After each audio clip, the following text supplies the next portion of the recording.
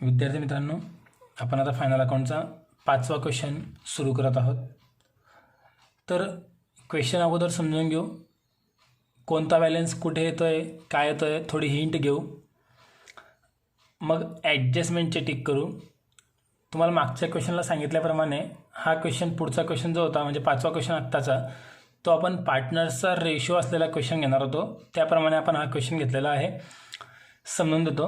अगोदर कोणता बॅलन्स कुठे येईल चेक करू, क्वेश्चन वाचून घेऊ. Following is the trial balance of mister Ram and Gopal as on 31 March 2013. बघा, 31 मार्च 2013 वर्ष अखेरीस आपल्याला ट्रायल बॅलन्स दिलेला आहे. त्या ट्रायल बॅलन्सवरून आपल्याला फायनल अकाउंट बनवायचे आहे.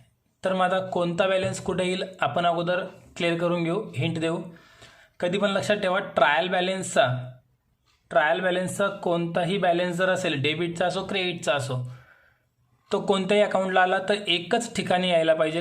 आणि मागच्या क्वेश्चनमध्ये हिंट दिली होती, डेबिट साईडचा बॅलन्स डेबिटला जाईल, क्रेडिट साईडचा बॅलन्स क्रेडिटला जाईल. डेबिट बाजू म्हणजे कोणते कोणते, ट्रेडिंगची डेबिट, प्रॉफिट अँड लॉसची डेबिट, कॅपिटलची डेबिट किंवा बॅलन्स शीटची ॲसेट्स. तर क्रेडिट बाजू म्हणजे ट्रेडिंगची क्रेडिट, प्रॉफिट अँड लॉसची क्रेडिट, कॅपिटलची क्रेडिट किंवा मग लायबिलिटी. तर बघा आता सन्ड्री डेटर्स आपण घेत असतो ॲसेट्समध्ये. पोस्टेज अँड टेलिग्राम आपला खर्च आहे, बिझनेसचा ऑफिशियल एक्सपेन्सेस आहे PD मध्ये.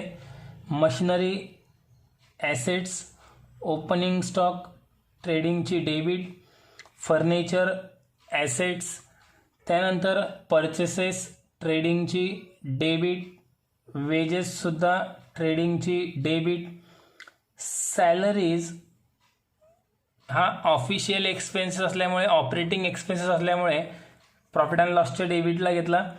वेजेस हा डायरेक्ट एक्सपेन्सेस असल्यामुळे TDला घेतला. आता बघा पुढचा दोन बॅलन्सेस, कॅरिएज इनवर्ड आणि कॅरिएज आउटवर्ड. मागच्या बेसिक लेक्चरमध्ये समजवल्याप्रमाणे कोणत्याही प्रकारचे फॅक्टरीचे किंवा परचेसचे खर्च असतील तर ट्रेडिंगच्या डेबिटला घेत असतो, आणि कोणत्याही प्रकारचे ऑफिसचे सेलिंगचे खर्च असतील तर प्रॉफिट अँड लॉसच्या डेबिटला. तर बघा याच्यावरून, ह्या नियमावरनं आपण हे दोन बॅलन्सेस ट्रान्सफर करू. अगोदर कॅरिएजचा अर्थ समजून घ्या. कॅरिएज म्हणजे माल वाहतुकीचं गाडीचं भाडं. आता दोन प्रकारची माल वाहतूक असते, एक खरेदी करताना केलेली मालाची वाहतूक आणि एक माल विक्री करताना केलेली मालाची वाहतूक. तर मग यातनं खरेदी केलेला कॅरिएज कोणता आणि विक्री करताना कॅरिएज कोणता हे समजणं अतिशय सिंपल आहे. कॅरिएज इनवर्ड इन म्हणजे आपल्याकडे माल, आपल्याकडे आला माल, आपल्याकडे कोणता येत असतो, जो खरेदी केला असेल तो. याचा अर्थ होतोय कॅरिएज इनवर्ड हा माल खरेदी करताना लागलेलं गाडीचं भाडं आहे, म्हणजे परचेससाठी लागलेला खर्च आहे. आणि परचेससाठी जे पण खर्च असतील ते आपण परचेसच्याच ठिकाणी म्हणजे ट्रेडिंगच्या डेबिटला घ्यायचे असतात. इथपर्यंत क्लिअर झालं असेल. आता कॅरिएज आउटवर्ड म्हणजे आपल्याकडनं बाहेर कोणता माल जाईल, जो विकला असेल तोच, म्हणजे हा विक्रीसाठी लागलेला गाडीचं भाडं आहे. मग हा सेलिंगचा खर्च झाला. सेलिंगचा खर्च आपण घेत असतो प्रॉफिट अँड लॉसच्या डेबिटला. असं करू नका की प्रॉफिट परचेसचा कॅरिएज म्हणजे परचेसच्या खाली, तर सेलिंगचा कॅरिएज म्हणजे सेलिंगच्या खाली, असं करू नका. लक्षात ठेवा, परचेसचे खर्च ट्रेडिंगच्या डेबिटला आणि सेलिंगचे खर्च प्रॉफिट अँड लॉसच्या डेबिटला. क्लिअर झालं असेल. रेंट पेड खर्चपणा प्रॉफिट अँड लॉसच्या डेबिटला. बॅड डेज मागच्या काही क्वेश्चनपासून बघत आहोत, प्रॉफिट अँड लॉसची debit. Cash in hand assets आणि मोटर कार आपली ॲसेट्स. इथपर्यंत डेबिटचे बॅलन्सेस आपण ट्रान्सफर केले, सोपे बॅलन्सेस आहेत. क्रेडिट साईडला येऊ. राम्स कॅपिटल आणि गोपाल्स कॅपिटल. कॅपिटलचा बॅलन्स कॅपिटल अकाउंट्सच्या क्रेडिट साईडलाच घेऊ. बिल्स पेएबल आपलं देणं आहे, बॅलन्स शीटची लायबिलिटी. सन्ड्री क्रेडिटर्स पण देणं आहे, बॅलन्स शीटची लायबिलिटी. सेल्स घेत असतो ट्रेडिंग अकाउंट्सच्या क्रेडिट साईडला. बँक लोनसुद्धा आपलं देणं बाकी आहे, लायबिलिटीमध्ये घेऊ. आणि आता बघा पुढचा बॅलन्स पहिल्यांदा आलेला आहे, आउटस्टँडिंग वेजेस म्हणजे मजुरी, आउटस्टँडिंग म्हणजे बाकी. आता क्रेडिट साईडला आलेला आहे, देणं बाकी आहे. आत्तापर्यंत ही ॲडजस्टमेंट हे बॅलन्स ही ॲडजस्टमेंट आपण ॲडजस्टमेंटला बघितली होती, पण आता ट्रायल बॅलन्सच्या क्रेडिट साईडला येऊन गेलेला आहे. ट्रायल बॅलन्सच्या क्रेडिटला आल्यामुळे कधी पण लक्षात ठेवा, मी आत्ता इतकं सांगितलं सुरुवातीलाच की ट्रायल बॅलन्सचा कोणताही आयटम जर असेल तर एकच परिणाम करेल, म्हणजे आउटस्टँडिंग वेजेसचा पण एकच परिणाम होईल हे अगोदर फायनल करा. आउटस्टँडिंग वेजेसचा फक्त एकच परिणाम होईल कारण तो ट्रायल बॅलन्सला आलेला आहे, आणि हाच आउटस्टँडिंग वेजेस जर ॲडजस्टमेंटला आलेला असता तर 2 परिणाम केले असते. इतकं क्लिअर आहे. तर मग एक परिणाम आहे तो कुठे करणार, तर या शब्दाचा अर्थ जरी कळाला तरी पण आपल्याला बॅलन्स कुठे घ्यायचा हे समजून जाईल. तर बघा, आउटस्टँडिंग म्हणजे बाकी, वेजेस म्हणजे मजुरी मिळायची बाकी राहील की द्यायची बाकी राहील. तर आपण अकाउंटिंग बिझनेसचं करत आहोत, तर मालकाला मजुरी मिळत नाही, द्यावीच लागते, बरोबर आहे. ही एक हिंट झाली. दुसरी हिंट क्रेडिट बाजूला आलेला आहे. तर आता क्रेडिटला जर बॅलन्स आलेला आहे तर नियमाप्रमाणे एकतर ट्रेडिंगच्या क्रेडिटला आला पाहिजे, प्रॉफिट अँड लॉसच्या क्रेडिटला, कॅपिटलच्या क्रेडिटला किंवा बॅलन्स शीटच्या लायबिलिटीला. त्यापैकी इन्कम तर आपला आहे नाही, इन्कम तर नाही आहे, तर ट्रेडिंगच्या क्रेडिटला किंवा प्रॉफिट अँड लॉसच्या क्रेडिटला घेण्याचा काही संबंध येत नाही. त्यानंतर कॅपिटलच्या क्रेडिटला याच्यावर पार्टनर्सच्या बॅलन्सवर हा काही परिणाम करत नाही आहे, तर कॅपिटलचा काही विषयच येत नाही. तर एकदम सिम्पल आहे, मजुरी द्यायची बाकी आहे, आपलं देणं वाढत आहे. जर आपलं देणं जर आहे तर देणं आपण सर्व घेत असतो लायबिलिटीमध्ये, जसं bills payable, sundry creditors, bank loan हे आपलं देणं आहे, तसंच आउटस्टँडिंग वेजेस पण आपलं देणं आहे. एकच परिणाम होईल बॅलन्स शीटच्या लायबिलिटीमध्ये. जर कोणाला काही शंका असेल तर व्हिडिओ मागे घेऊन पुन्हा एक वेळेस चेक करा, मागचा बेसिकचा व्हिडिओ बघा, सर्व मी तुम्हाला क्लिअर केलेलं आहे. जर तरी पण समजत नसेल तर मला कॉल करून विचारा. पुढे आता सगळे बॅलन्सेसची हिंट आपण घेतली. आता आपण बघू ॲडजस्टमेंट्स. आता ॲडजस्टमेंट बघा 5 आहेत उदाहरणामध्ये. क्लिअर करू आपण. काय म्हटलं बघू. Profit sharing ratio of Ram and Gopal is 3:2. बघा, सगळ्यात महत्त्वाचं इन्फॉर्मेशन दिलेली आहे.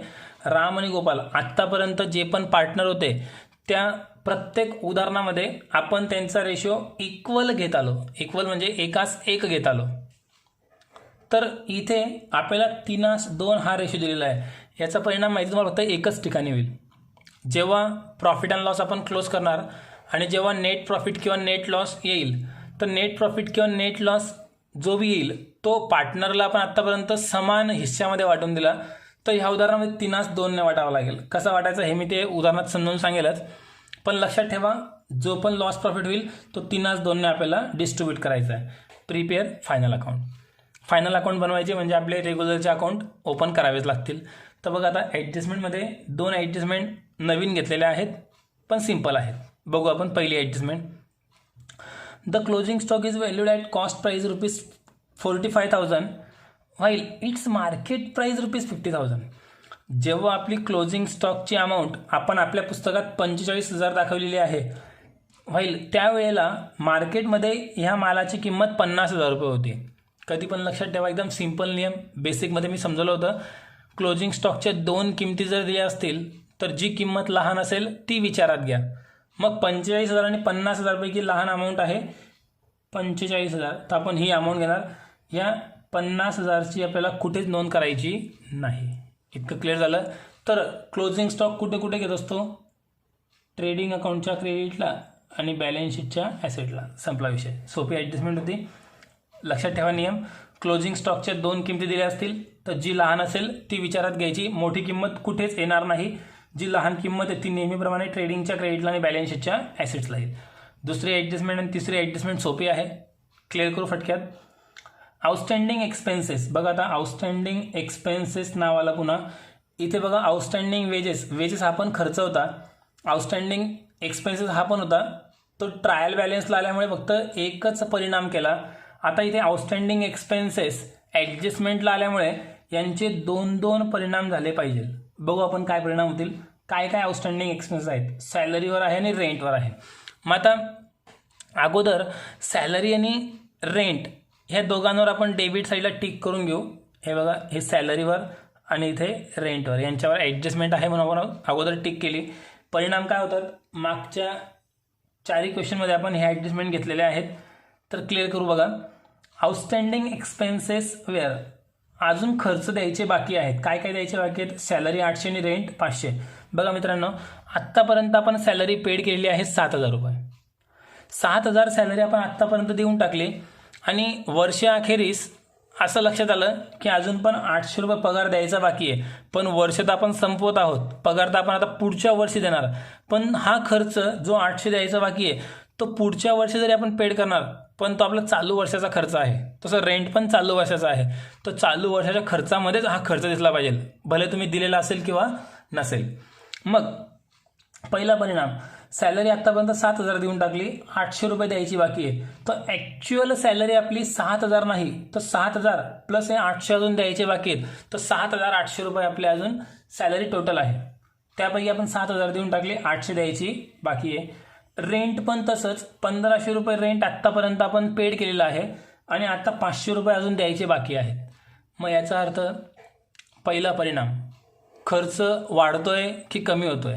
नक्कीच हा खर्च आपला वाढतो दोघी पण. म्हणून पहिला परिणाम करायचा, संबंधित एक्सपेन्सेसमध्ये ॲड. एक्सपेन्सेसमध्ये अगोदर ॲड करायचा. हा झाला पहिला परिणाम. मग कुठे कुठे ॲड करणार बघा, मी टिक केली ते. सॅलरीमध्ये ॲड होईल 7,000मध्ये 800 रुपये, रेंटमध्ये ॲड होईल 1,500मध्ये 500 रुपये. आणि दुसरा परिणाम, आउटस्टँडिंग एक्सपेन्सेस. बघा इथे आउटस्टँडिंग वेजेस होतं, एकच परिणाम केला होता लायबिलिटीमध्ये, तर हा पण परिणाम होऊन जाईल बॅलन्स शीटच्या लायबिलिटीमध्ये. इतकं क्लिअर आहे? आता लायबिलिटीमध्ये लिहिताना बघा मित्रांनो, आउटस्टँडिंग वेजेस 3,000, 800 रुपये आणि 500 रुपये सोबत लिहू. म्हणजे आउटस्टँडिंग वेजेस लिहिताना पण आपण इनर कॉलममध्ये घेऊ, त्याच्यामध्ये सॅलरी आणि रेंट त्याच्यामध्ये ॲड करून अमाऊंट बाहेर लिहून टाकू. वेगळे पण लिहिलं की फरक नाही पडणार, पण सर्व खर्च आउटस्टँडिंग आहेत म्हणून आपण सोबत घेणार. दुसरी ॲडजस्टमेंट कंप्लीट झाली. तिसरी ॲडजस्टमेंट बघू आपण. तिसरी adjustment, provide depreciation on machinery at 15% and furniture at 10%. Mostly क्वेश्चनमध्ये ही ॲडजस्टमेंट येतेच आणि आपल्या सगळ्यांची आवडीची ॲडजस्टमेंट आहे. कशावर बघून घ्या आपण अगोदर. मशिनरीवर आणि फर्निचर. वरती अगोदर आपण मशिनरी आणि फर्निचरवर टिक करून घेऊ. इथे मशिनरी आणि इथे फर्निचर, दोघांवर टिक केलं. परिणाम काय होतील बघू. बहुतेकांना परिणाम समजले पण असतील. काय परिणाम करणार? पहिला परिणाम, संबंधित ॲसेट्समधून आपण लेस करतो.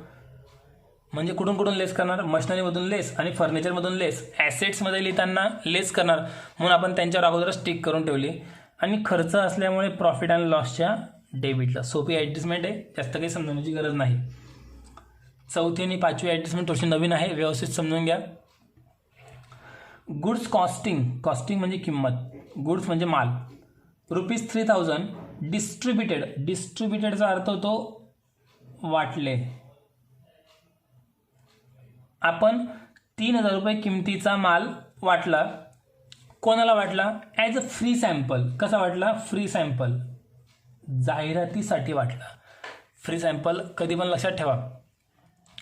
आपण जर भाजीपाला घ्यायला गेलो किंवा मग फ्रूट घ्यायला गेलो तर आपण रेट विचारल्याबरोबर तो विक्रेता रेट सांगण्याच्या आधी आपल्याला ती वस्तू टेस्ट करण्यासाठी अगोदर खायला देतो. तर तो खायला जर देतोय त्याला म्हणतो आपण फ्री सॅम्पल, म्हणून त्याने ती वस्तू वाटली. ती जी खायला वस्तू दिली त्याचे पैसे त्याने स्वतंत्र आपल्याकडनं घेतलेले नाहीत, त्याला म्हणतात फ्री सॅम्पल.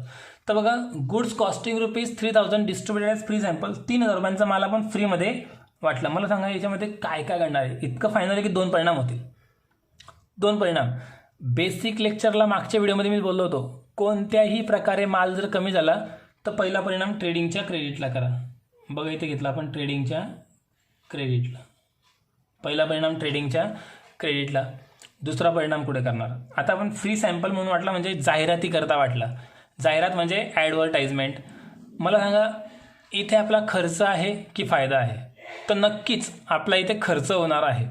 तर खर्च जर आहे तर खर्च आपण प्रॉफिट अँड लॉसच्या डेबिटला घेत असतो, म्हणून पुढचा परिणाम होऊन जाईल प्रॉफिट अँड लॉसच्या डेबिटला. 2 परिणाम झाले, ट्रेडिंगच्या क्रेडिटला आणि प्रॉफिट अँड लॉसच्या डेबिटला.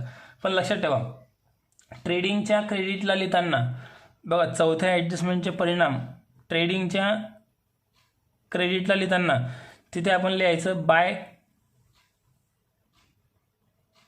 Goods distributed as free sample. हे मी याच्याकरता लिहून देतो आहे कारण बरेचसे विद्यार्थी क्वेश्चन समजून झाल्यानंतर किंवा क्वेश्चन मी ग्रुपवर सेंड केल्यानंतर बरेचसे विद्यार्थी क्वेश्चन स्वतःहून सॉल्व करत आहेत आणि त्यामुळे मी व्हिडिओ पूर्ण समजून देण्याच्या अगोदर बाकी विद्यार्थी व्हिडिओ पॉज करून क्वेश्चन सॉल्व करतात, त्यांच्याकरता मी ही हिंट देत आहे. तर चौथ्या ॲडजस्टमेंटचे परिणाम, पहिला ट्रेडिंगच्या क्रेडिटला होईल, नाव येईल by goods distributed as free sample, आणि दुसरा परिणाम होऊन जाईल प्रॉफिट अँड लॉसच्या डेबिटला. तर प्रॉफिट अँड लॉसच्या डेबिटला अगोदर चेक करायचं ॲडव्हर्टाइजमेंट शब्द आहे का, खर्च आहे का. नसेल तर आपण नाव टाकायचं PD मध्ये टू ॲडव्हर्टाइजमेंट आणि हीच अमाऊंट घेणार 3000 रुपये, आणि खाली कंसात लिहायचं goods distributed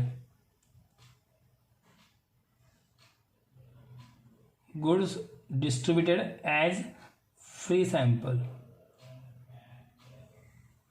goods distributed as free sample ही झाली चौथी ॲडजस्टमेंट कंप्लीट. आता पाचवी ॲडजस्टमेंट बघू आपण. जर कोणाला काही शंका असेल तर मला फोन करून विचारा. Interest on bank loan is payable ₹1500. Interest on bank लोनवरचं इंटरेस्ट कधी पण लक्षात ठेवा मित्रांनो, बँक लोनचं इंटरेस्ट कधी पण द्यावंच लागेल, आपल्याला मिळणार नाहीत. तर मग आता पेएबल द्यायचे बाकी आहेत. मग बघा इथे क्रेडिट साईडला बँक लोन आपल्याला दिलेलं आहे 15,000 रुपये. तर 15,000 रुपये तर मुद्दल द्यायची बाकीचे आणि अजून 1500 रुपये व्याजाचे द्यायचे बाकी आहेत. खर्च वाढला की कमी झाला? नक्कीच खर्च वाढला. तर पहिला परिणाम प्रॉफिट अँड लॉसच्या डेबिटला नाव द्यायचं to outstanding interest on bank loan, आणि दुसरा परिणाम करताना बॅलन्स शीटच्या लायबिलिटीमध्ये बँक लोनमध्ये ॲड करणार. म्हणून बघा त्यावर आपण टिक पण करून घेतली, बँक लोनमध्ये ॲड करताना फक्त आउटस्टँडिंग इंटरेस्ट म्हटलं तरी पण चालेल. आणि पूर्ण क्वेश्चनची हिंट आपण दिली, हिडन ॲडजस्टमेंट एक पण दिलेली नाही. आता इथपर्यंत तुम्ही पुढचा व्हिडिओ बघण्याच्या अगोदर स्वतःहून क्वेश्चन सॉल्व करण्याचा प्रयत्न करा. आन्सर तर मी सॉल्व करून देईलच, पण स्वतः सॉल्व करा. चुकलं तर हरकत नाही. मागचे 4 क्वेश्चन झालेले आहेत. बेसिक व्हिडिओ पुन्हा एक वेळा समजून दिलेला आहे. प्रत्येक बॅलन्स कोणता कुठे येईल सर्व हिंट दिलेले आहे, ॲडजस्टमेंटच्या हिंट दिलेल्या आहेत. यावरून बॅलन्सेस तुम्ही ट्रान्सफर करा. ॲडजस्टमेंट सगळ्या समजून दिल्यामुळे ॲडजस्टमेंट पण स्वतः सॉल्व करा, आणि नंतर मग चुकलं असेल किंवा बरोबर असेल तेव्हा पुढचा व्हिडिओ चेक करून आपला आन्सर व्हेरीफाय करून घ्या. विद्यार्थी मित्रांनो, तुम्ही आन्सर मी तो सॉल्व करून देईलच. तुम्ही सर्व बॅलन्सेस अकाउंट ट्रान्सफर करून ठेवा. ॲडजस्टमेंटसाठी जागा सोडून द्यायची आहे. मी जेव्हा आन्सर सुरू करेल तेव्हा व्हिडिओचा वेळ वाचविण्यासाठी, लक्षात ठेवा, व्हिडिओचा वेळ वाचविण्यासाठी ज्या बॅलन्सेसवर ॲडजस्टमेंट असेल किंवा नसेल, कोणता बॅलन्स कुठे येणार आहे हे तर मी टिक करून दिलेलं आहे. फक्त मी हे बॅलन्सेस ट्रान्सफर करून ठेवणार आहेत. ज्यांच्यावर ॲडजस्टमेंट आहे ते बॅलन्सेस इनर कॉलममध्ये ठेवेल, आणि बाकी बॅलन्सेस अमाऊंट मी कोणाचेच लिहिणार नाही. अमाऊंट आपण क्वेश्चन सॉल्व करतानाच लिहू. फक्त थोडा वेळ वाचविण्यासाठी फक्त हे नावं मी टाकून ठेवणार आहे. तेवढी तयारी तुम्ही करून ठेवा. तर बघा मित्रांनो, मी सांगितल्याप्रमाणे बॅलन्सेसचे फक्त मी नावं टाकून ठेवलेले आहेत. अमाऊंट लिहायचे राहू दिलेले आहेत. वरती in the books of Ram and Gopal त्यांचा रेशो आहे 3:2. आता सगळे नावं मी टाकून ठेवले आहेत. बॅलन्सेस ट्रान्सफर करायचे बाकी आहेत. आपण आता एक बॅलन्सेस ट्रान्सफर करू. तर बघा आता उदाहरणामध्ये सगळ्यात सुरुवातीला आहे सन्ड्री डेटर्स 28,000. ॲसेट साईडला येईल, ॲडजस्टमेंट काहीच नाही. 28,000 रुपये ॲसेट साईडला घेणार. याच्यानंतर पोस्टेज अँड टेलिग्राम 1,000 रुपये. प्रॉफिट अँड लॉसच्या डेबिट साईडला ॲडजस्टमेंट काहीच नाही, अमाऊंट आउटर कॉलममध्ये. त्यानंतर मशिनरी 30,000 रुपये अमाऊंट आहे. अमाऊंट ॲसेटला जाईल, पण डेप्रिसिएशन असल्यामुळे इनर कॉलममध्ये घेऊ 30,000 रुपये. मशिनरीनंतर पुढचा बॅलन्स आहे ओपनिंग स्टॉक 32,000 रुपये. ओपनिंग स्टॉक ट्रेडिंग अकाउंट्सच्या डेबिट साईडला. बहुतेक विद्यार्थ्यांनी हे बॅलेन्सेस ट्रान्सफर केलेले असतील अशी मी अपेक्षा करतो. पुढचा बॅलेन्स आहे फर्निचर 25,000 रुपये. ॲडजस्टमेंट आहे डेप्रिसिएशनची, इनर कॉलममध्ये अमाऊंट घेऊ 25,000 रुपये. पुढचा बॅलेन्स आहे परचेसेस 76,500. ट्रेडिंग अकाउंट्सच्या डेबिटला परचेसेस 76,500 रुपये. यानंतर वेजेस 12,000 रुपये. ॲडजस्टमेंट नाही, अमाऊंट आउटर कॉलममध्ये घेऊ 12,000 रुपये. त्यानंतर सॅलरी 7,000 रुपये.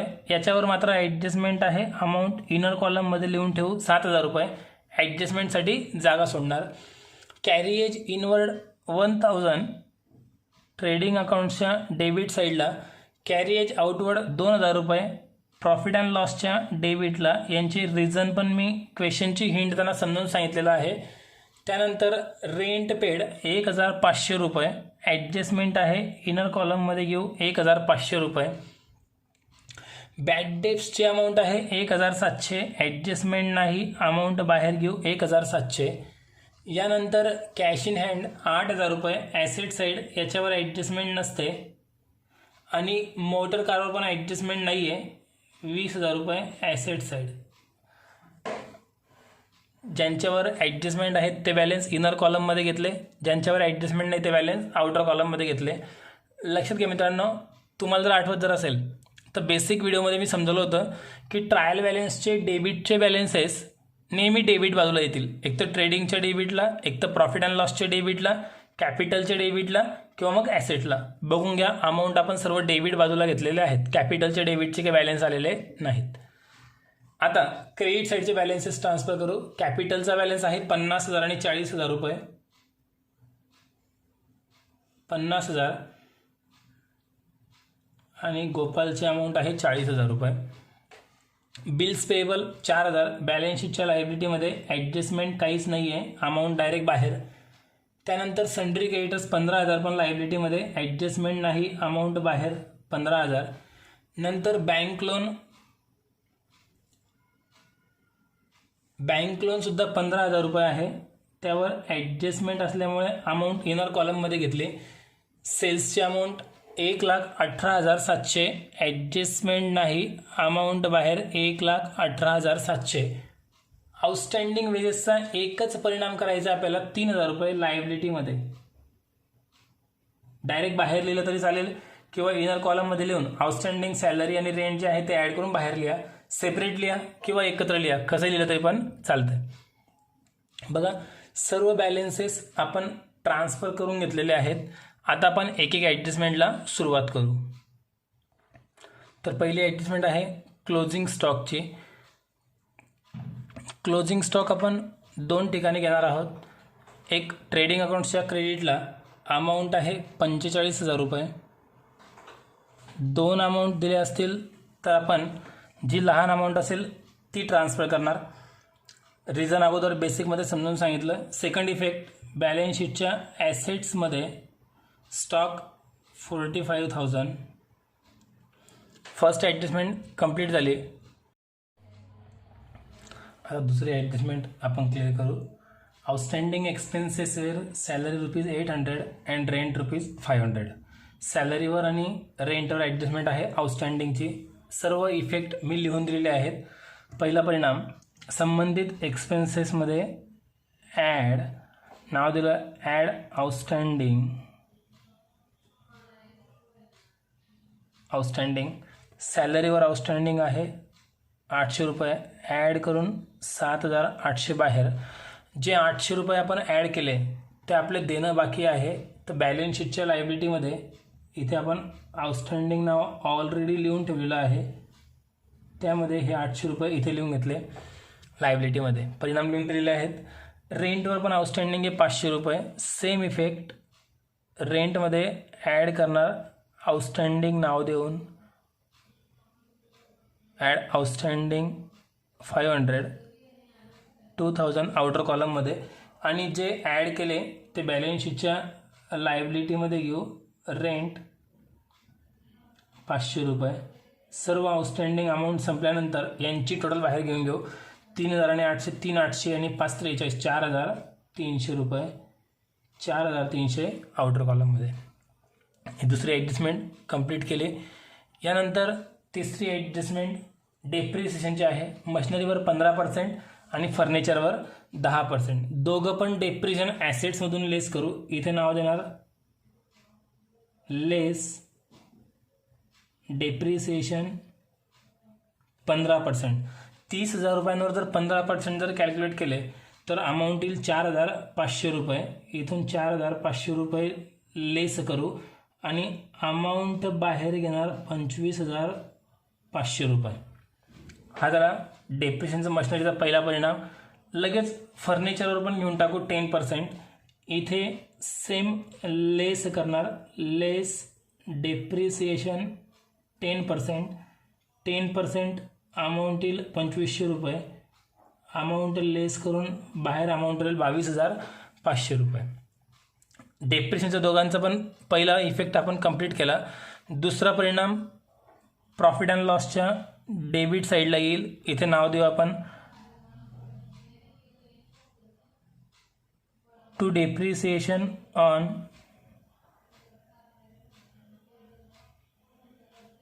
मशिनरी. मशिनरीवर आपण डेप्रिसिएशन कॅल्क्युलेट केले 4,500 रुपये.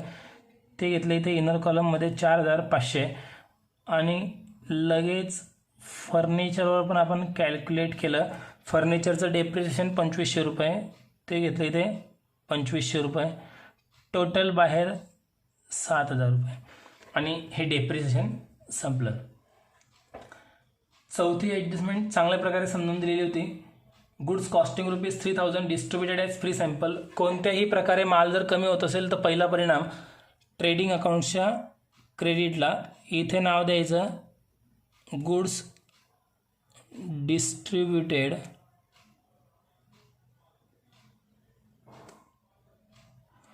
As free sample. Goods distributed as free sample 3,000 रुपये. आणि आपण जाहिरातीसाठी हा माल वाटल्यामुळे प्रॉफिट अँड लॉसच्या डेबिट साईडला टू ॲडव्हर्टाइजमेंट 3,000 रुपये. आता बघा याचा परिणाम. इथे जर क्रेडिटला घ्यायचं नसेल तर परचेसमधून लेससुद्धा आपल्याला करता येतं. तो पण एक परिणाम आहे. परचेसमधून लेस करा किंवा ट्रेडिंगच्या क्रेडिटला घ्या. आणि एक दुसरा परिणाम प्रॉफिट अँड लॉसच्या डेबिटला. इथे ॲडव्हर्टाइजमेंट लिहून झाल्यानंतर फ्री सॅम्पल कंसात लिहायचं असतं. माझ्याकडे जागा कमी असल्यामुळे मी ते नाव लिहित नाही आहे. तुम्ही ते लिहून घ्यायचे फ्री सॅम्पल. अगोदर मी बेसिक शिकताना समजवलं होतं.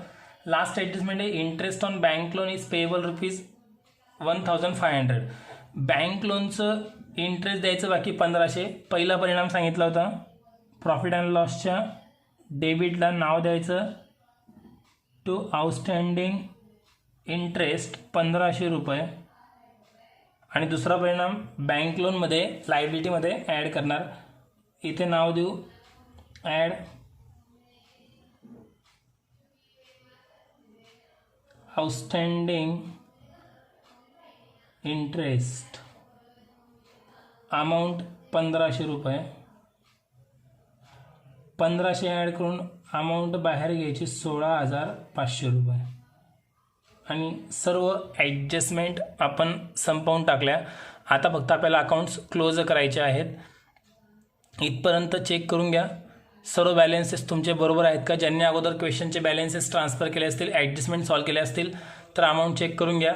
कुठे फरक पडू शकतो. काहींनी ही वेजेसची अमाऊंट डायरेक्ट बाहेर घेतली असेल, सॅलरी रेंट वेगळं असेल, चालेल, काही हरकत नाही. अमाऊंट बाहेर 4,300 टोटल यायला पाहिजे. आता सर्व बॅलेन्सेस ट्रान्सफर झाल्यानंतर आपण अकाउंट्स क्लोज करू. अकाउंट्स क्लोज करताना सगळ्यात पहिले आपण क्लोज करणार ट्रेडिंग अकाउंट. ट्रेडिंग अकाउंटची डेबिट किंवा क्रेडिटपैकी जी साईड जास्त असेल त्या साईडची अगोदर टोटल करायची. इथे क्रेडिट साईड जास्त, आपण क्रेडिटची अगोदर टोटल करू. तर क्रेडिट साईडला बघा, टोटल करताना 2 0 कॉमन आहेत, नंतर 7, 5 आणि 3 8 आणि 8 16, टोटल 7 सेम, नंतर 5 आणि 3 8 आणि 8 16शी 6, हातच्याला 1, 1 आणि 4 5 आणि 1 6 आणि 1 सेम, 1,66,700. इथे डेबिटला लिहिले 1,66,700. 1,66,700मधून वरच्या अमाऊंट लेस करू. इथे जो फरक येईल त्याला आपण नाव देऊ टू ग्रॉस प्रॉफिट. इथे आपण नाव द्यायचं आहे ग्रॉस प्रॉफिट.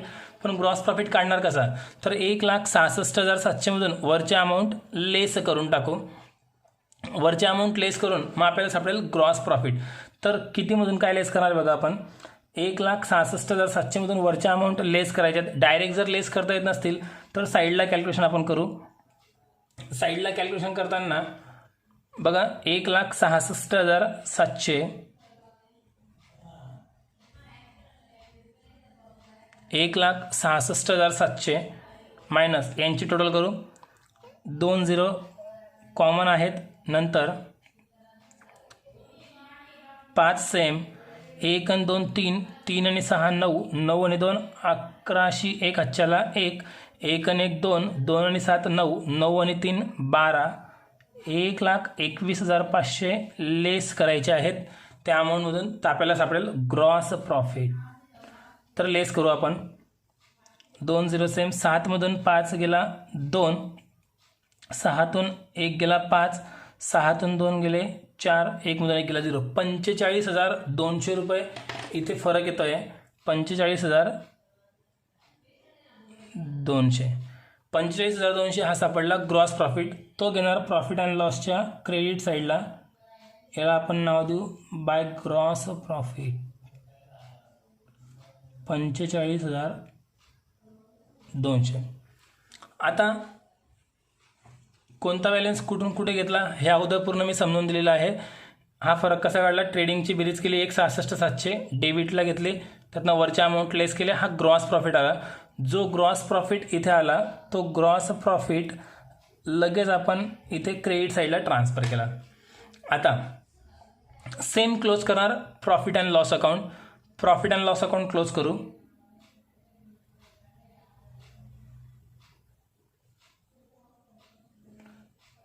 इथे पण क्रेडिट साईड जास्त इथे 45,200, डेबिट साईडला अमाऊंट कमी आहेत. इथे टोटल घेतली 45,200 क्रेडिट साईड.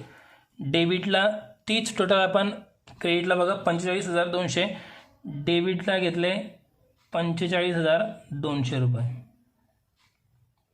आता 45,200मधून वरच्या सर्व अमाऊंट आपल्याला लेस करायचे आहेत. यासाठी आपण अगोदर डायरेक्ट लेस करता येणार नसेल तर आपण साईडला लिहू 45,200. तर आपल्याला इथे शोधायचं आहे नेट प्रॉफिट. वरच्या अमाऊंट लेस करण्यासाठी त्यांची बेरीज याच्या खाली लिहून टाकू. अगोदर 2 0 कॉमन आहेत, नंतर 5 आणि 7 12 आणि 8 20 0 हातच्याला 2, लक्षात घ्या 5 7 12 20 0 टू कॅरी ऑन.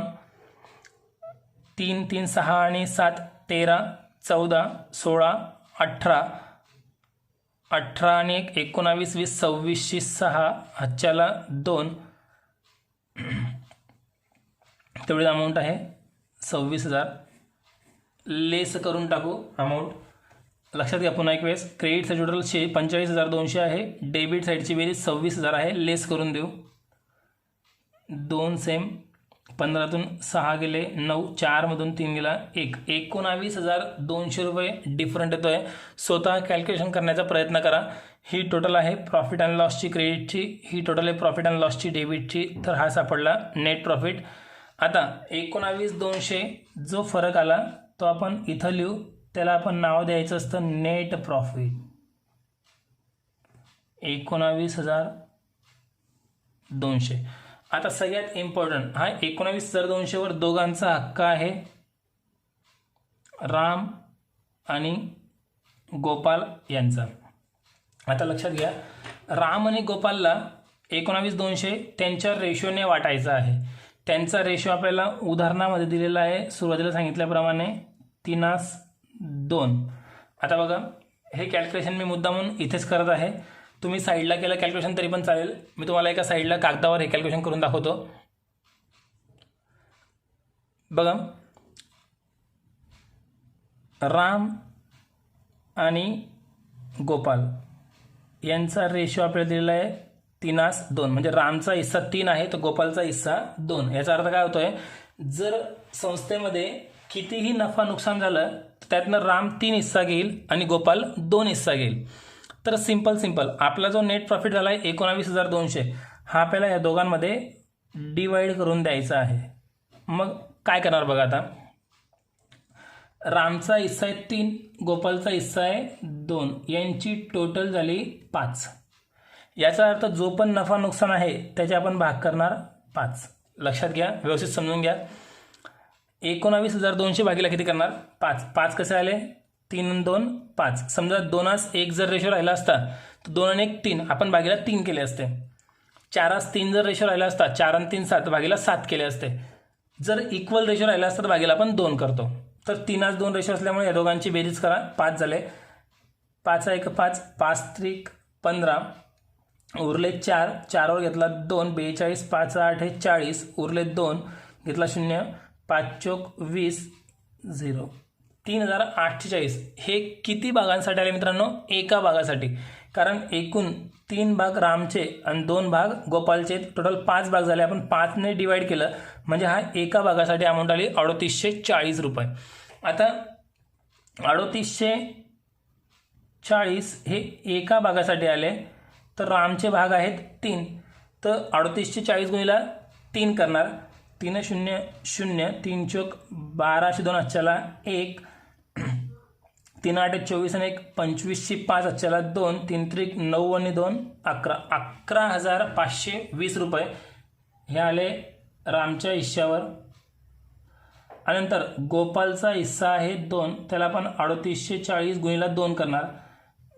2 0 0 2 चोक 8 2 8 16 6 अच्छाला 1 2 3 6 1 7 हे आले गोपालच्या हिश्श्यावर 7,680. बघा, ह्या प्रकारे आपण ह्या दोघांना त्यांचा नेट प्रॉफिट डिवाइड केला. कसा केला परत एक वेळ समजून घ्या. राम आणि गोपालचा रेशो 3:2 म्हणून ह्या दोघांच्या अगोदर बेरीज करा. 3 आणि 2 5 आणि जो नेट प्रॉफिट आला आहे 19,200 इथे आला होता तो 19,200 भागीला 5 करायचे. तर 3,840चा एक भाग आला. त्यापैकी रामचे भाग आहेत 3, मग 3,840 गुणिला 3 करायचे. 11,520 रामचे आणि 3,840 गुणिला 2 गोपालचा हिस्सा 7,680 गोपालसाठी. मग जी अमाऊंट आली ती इथे इनर कॉलममध्ये घ्या. 11,520 आणि 7,680. आपण रेशो डिस्ट्रीब्यूट करणार हा पहिलाच क्वेश्चन घेतलेला आहे. आता जर काही डाऊट असेल कोणाला तर पुन्हा हे जे कॅल्क्युलेशन मी करून दिलेलं आहे हे कागदावर लिहा आणि परत सॉल्व करण्याचा प्रयत्न करा. आता आपण पुढे आन्सर कंटिन्यू करू. आता इथे जो डिफरंट आला आता सेम आहे मागच्या क्वेश्चन सारखंच. आता जो फरक आला 11,520 आणि 7,680 त्यांच्या कॅपिटल अकाउंटच्या क्रेडिटला ट्रान्सफर करू. नाव देऊ नेट प्रॉफिट. पहिल्याचे 11,520 आणि दुसऱ्याचे 7,680. आता हे लिहून झाल्यानंतर इथे कॅपिटल अकाउंट आपल्याला क्लोज करायचं आहे. कॅपिटल अकाउंट क्लोज करताना डेबिट साईडला काहीच अमाऊंट नाही आहे म्हणजे क्रेडिटची आपण अगोदर बेरीज करणार. 50 आणि 11 61,520 आणि 47,680. 61,520 47,680. आता बघा मित्रांनो इथे वरती लेस करायला काहीच बॅलन्स नसल्यामुळे आपण तोच बॅलन्स वरती घेऊ. नाव येऊन जाईल टू बॅलन्स कॅरीड डाऊन. 61,520 आणि 47,680. हा कॅपिटलचा डिफरंट इथे लायबिलिटीमध्ये ट्रान्सफर करायचा.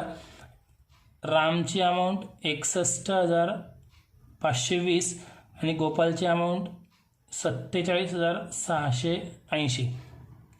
आता मित्रांनो एक लक्षात घ्या, अमाऊंट लिहितानाच व्यवस्थित लिहा. इथे अमाऊंट लिहिताना एकाखाली एक अंक व्यवस्थित आले पाहिजे. तर तुम्हाला पुन्हा पुन्हा टाइमपास करण्याची गरज नाही पडत. ह्या अमाऊंट साईडला लिहिण्याची गरज नाही पडत. तर डायरेक्ट आपण याची टोटल करू. दोघी साईड सारखे आले आहेत आपला आन्सर बरोबर. तर बघा आता टोटल ॲसेट्सची अगोदर टोटल करू. 2 झिरो माझ्या माहितीप्रमाणे कॉमन आहेत. नंतर 5 आणि 5 10शी, 0 हातच्याला 1, 1 आणि 5 6, 6 आणि 8 14, 14 आणि 2 16 आणि 5 21 आणि 8 29ची 9 हातच्याला 2, 2 आणि 4 6 आणि 2 8 10 12 14, 1,49,000 ॲसेट साईडला टोटल येते. 1,49,000. लायबिलिटीमध्ये चेक करू.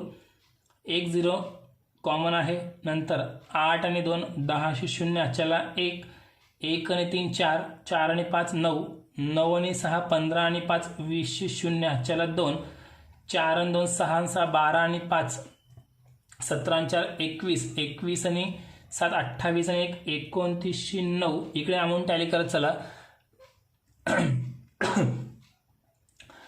29. आता 2 3 4, 4 आणि 4 8, 8 आणि 6 14, 1,49,000. दोघं साईड टोटल सेम. पूर्ण आन्सर आपलं संपलं. कोणता बॅलन्स कुठे घेतला बघा. ग्रॉस प्रॉफिट काढला इथे क्रेडिटला घेतला. नंतर आपण इथे क्लोज केलं 45,200 टोटल. त्यातनं वरच्या अमाऊंट लेस केली. हा फरक आला 19,200. दोघं पार्टनरला त्यांच्या 3:2 ह्या रेशोने वाटला. 3:2ने कसा वाटला होता तर आपण एका सेपरेट कागदावर ते कॅल्क्युलेशन मी करून दिलं होतं. त्यानंतर हा फरक इथे कॅपिटलच्या क्रेडिटला घेतला. कॅपिटल अकाउंट क्लोज करून लायबिलिटीमध्ये बॅलन्स घेतला आणि बॅलन्स शीट आपण कंप्लीट केलं. पूर्ण आन्सर तुमचं इथे संपेल.